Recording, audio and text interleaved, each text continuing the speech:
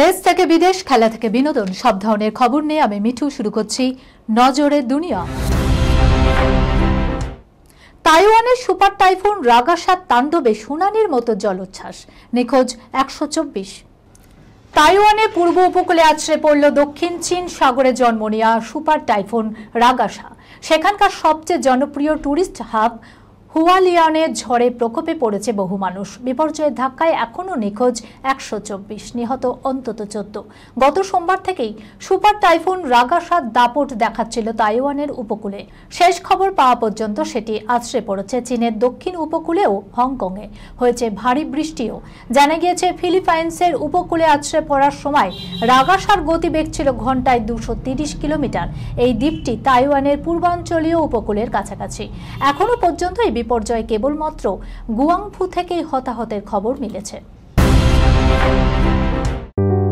সুনির্ণয় imaging centre private limited advance প্যাথোলজিতে thalassemia screening, large size biopsy setup সহ সমস্ত পরীক্ষা, echocardiography, fetal echocardiography, CT scan, CT guided FNAC, 4D USG guided FNAC, endoscopy, colonoscopy, uroflowmetry, spirometry, colour Doppler, digital x-ray, তাছাড়াও সমস্ত বিশেষজ্ঞ চিকিৎসকদের পরিষেবা একই ছাদের তলায় নিয়ে হাজির সুনির্ণয়। ঠিকানা 126/1 পিলখানা রোড, রানীবাগান, বহরমপুর, মুর্শিদাবাদ। বিশদে জানতে যোগাযোগ করুন 8373049252 7547900377। নগ্ন করে যৌনাঙ্গে জুতোর বাড়ি, তামিলনাড়ুর কলেজে ভয়াবহ র্যাগিংয়ের ভিডিও এখন ভাইরাল। জোর করে পোশাক খুলে দিয়ে লাঞ্ছনা, এমনকি যৌনাঙ্গে জুতো দিয়ে আঘাত, প্রকাশ্যে এলো ভয়াবহ র্যাগিংয়ের মতো ঘটনা। এবার ঘটনাস্থল তামিলনাড়ুর মাদুরাইয়ের তিরুমঙ্গলম এলাকার একটি ITI কলেজ হোস্টেলে। অভিযোগের তীর নির্যাতিত ছাত্রের সহপাঠীদের দিকেই। ইতিমধ্যেই বর্বরিত এই ঘটনার একটি ভিডিও ভাইরাল হয়েছে সোশ্যাল মিডিয়াতে। পুলিশ সূত্রে খবর, ছাত্রের পরিবারের তরফে পুলিশ অভিযোগ দায়ের করা হয়েছে। ভিডিও দেখে নির্যাতনের সঙ্গে পুলিশের অভিযোগ দায়ের করা হয়েছে। ভিডিও দেখে নির্যাতনের সঙ্গে জড়িত 3 ছাত্রকে শনাক্ত করে তাদের বিরুদ্ধে মামলা রুজু করেছে পুলিশ। ভিডিওতে দেখা যাচ্ছে বেশ কয়েকজন ছাত্র জোর করে নির্যাতিত ছাত্রটির পোশাক খুলে দিচ্ছে। এরপর তাকে নিয়ে হাসি ঠাট্টা করতে করতে জুতো দিয়ে তার যৌনাঙ্গে আঘাত করছে। সোশ্যাল মিডিয়াতে এই দৃশ্য ভাইরাল হওয়ার পরই হোস্টেলের ওয়ার্ডেনকেও তদন্ত চলাকালীন সাসপেন্ড করা হয়েছে। কলেজ কর্তৃপক্ষ দোষী ছাত্রদের বিরুদ্ধে কঠোর শাস্তিমূলক ব্যবস্থা নেওয়ার আশ্বাস দিয়েছে।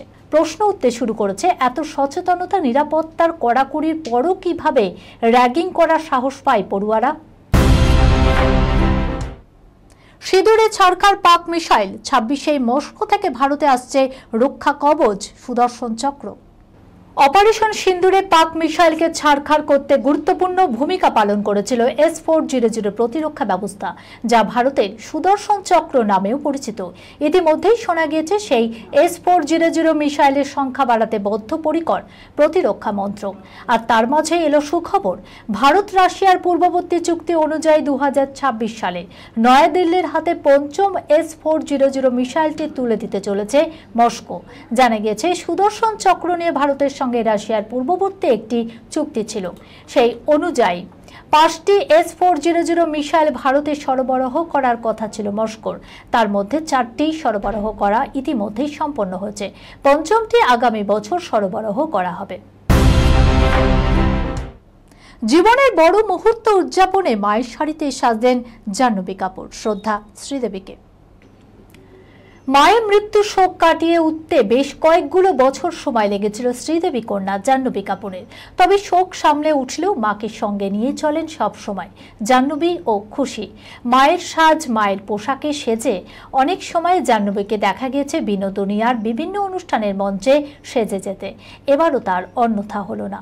সম্প্রতি মুম্বাইয়ে অস্কারে মনোনীত হওয়া ছবি হোম বাউন্ড এর প্রিমিয়ারে মা শ্রীদেবীর একটি শাড়িতেই সেজে এলেন জাহ্নবী কাপুর।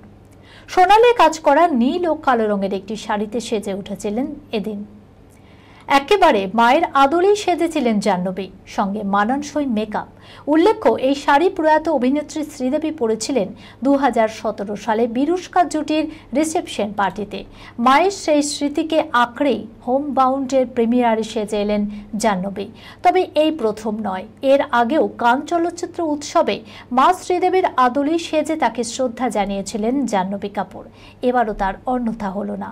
ফিল্মি জীবনের বড় এক প্রাপ্তিতে মাকে সঙ্গে রাখলেন জাহ্নবী।